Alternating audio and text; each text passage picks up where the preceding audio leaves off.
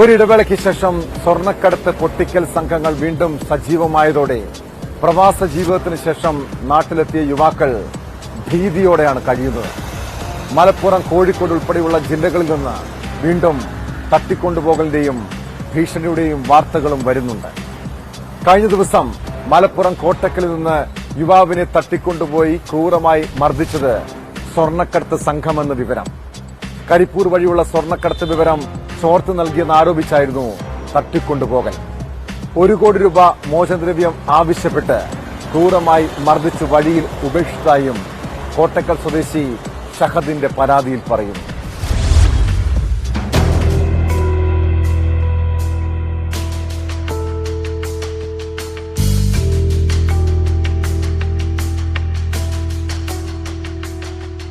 കോട്ടക്കലിൽ mobile phone shop നടത്തുന്ന ആട്ടീരി സ്വദേശി ഷഹദിനെ വെള്ളിയാഴ്ച രാത്രി 10ഓളം പേരടങ്ങുന്ന സംഘം തട്ടിക്കൊണ്ടുപോയി മർദ്ദിച്ചുവെന്നാണ് പരാതി.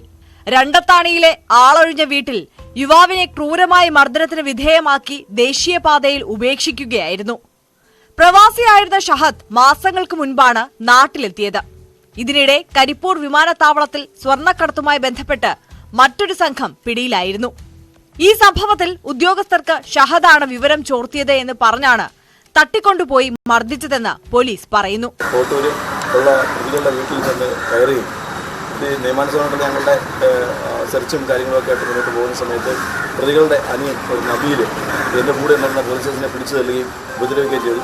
അയാളെ നമ്മൾ പോലീസ് സ്റ്റേഷനിൽ കസ്റ്റഡി എടുത്ത് കൂട്ടിക്കൊണ്ടുവന്നു. ഇന്ന് വൈകിട്ട് അയാളെ കോടതിയിൽ ഹാജരാക്കി.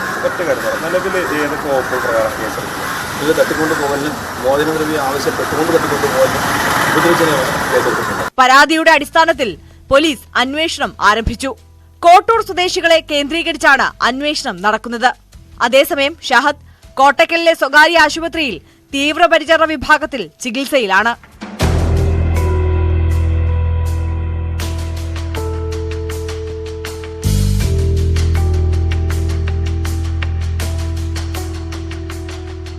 ന്യൂസ് 18 തിരൂർ.